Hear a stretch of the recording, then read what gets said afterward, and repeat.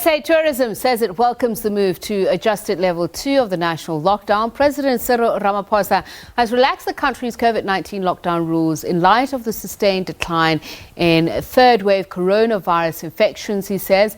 Under this level, the curfew has been pushed back and is now from 11 p.m. until 4 a.m. Sthembiso Dlamini is SA Tourism Acting CEO and joins us now. Very good evening to you. Thank you so much for speaking to us, Ms. Dlamini. So what particularly makes you positive about this move? Good evening, Sthembiso, and thank you for having me, and good evening to the viewers. I think what is going to be important for us, or what's exciting for us, is the fact that we can now start recovering the business event sector. The major announcements that happened is that now gatherings are allowed for venues to a number of 250 indoors and 500 outdoors. I think that is incredible news for the business event sector that has been closed for almost 20 months now. And as you know, that as South African tourism, one of the key things that we do through our National Convention Bureau is to bid for international events to be hosted in South Africa. Now, with regulations which says you can't meet, of course, that sector found itself having to close down and not meeting anymore. So we're quite excited, with the fact that at least we'll see a lot of business events starting to show up in our country.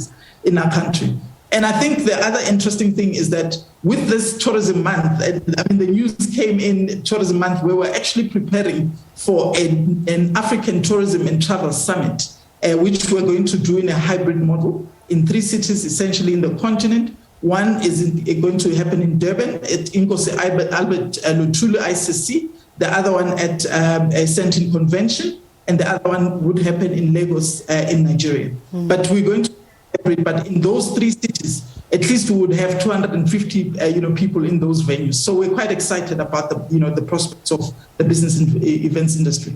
And I believe you're quite hopeful that we would have reached herd immunity by the end of the month. So it's 67% of the population being vaccinated by December. I mean, that's quite positive. What makes you so confident that we'll be able to do that?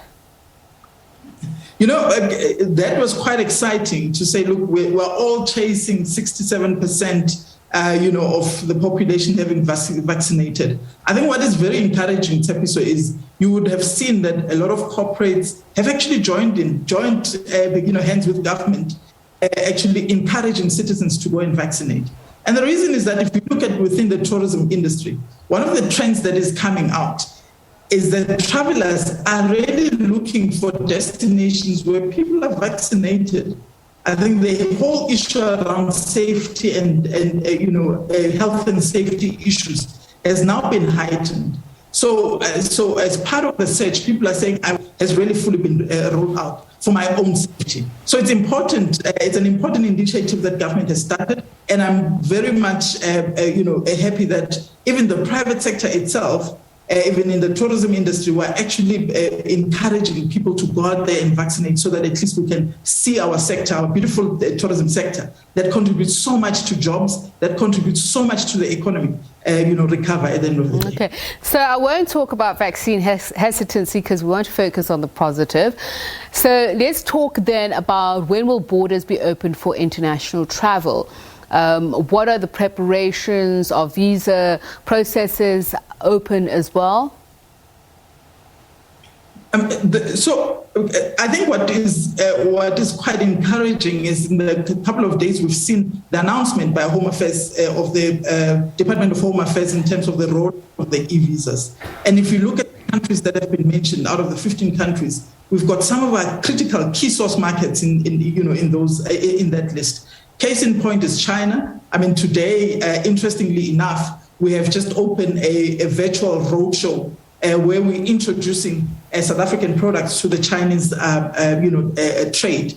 And out of it, to show that people still have interest, we had about 1,000, Chinese trade readily, available to actually meet with South African trade.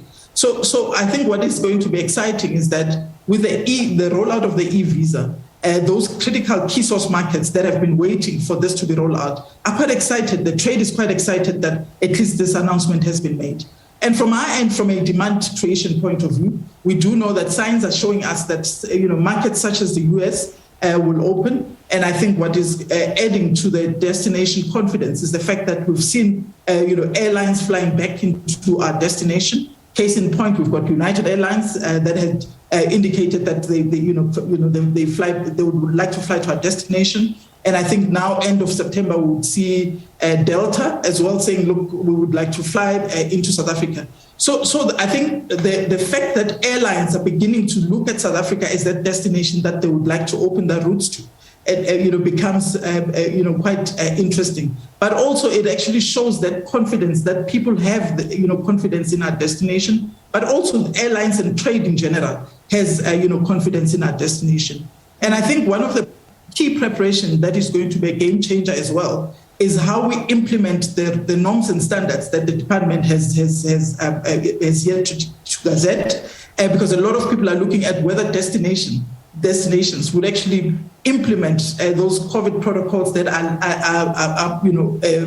aligned to world standards, the World Health Organization. So let's talk about that, because is actually that we have a very a destination that is quality assured and that is safe. Let's talk about that, because we have just had my colleague speaking to people on the streets about this whole concept of vaccine passports. What will be the requirements for travelers wishing to travel from South Africa to medium and low risk countries, because we know that other countries are requesting digital proof of vaccination?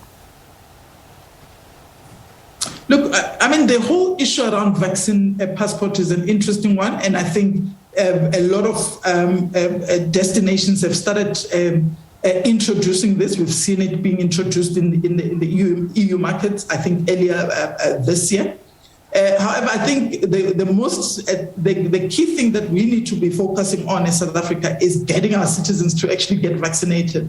And I've seen that the Minister of Health they had an interview as well talking about exploring ways of coming up with a vaccine passport that would be aligned to what the UNWTO has alluded to, but also aligned to the World Health Organization standards. I think those are some of the things, unfortunately, we can't run up. If we want to be a global player, those are some of the discussions that we need to have.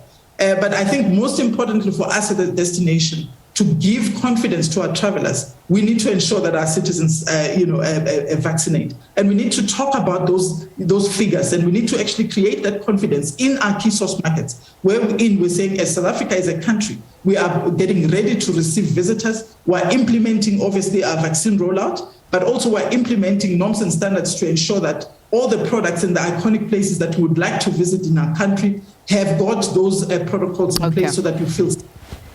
I think those should be our focus area as we reignite travel and demand in our country. All right, thank you so much. And we hope to catch up with you some point down the line to find out how the industry is recovering. Sthembiso Dlamini, SA Tourism Acting CEO.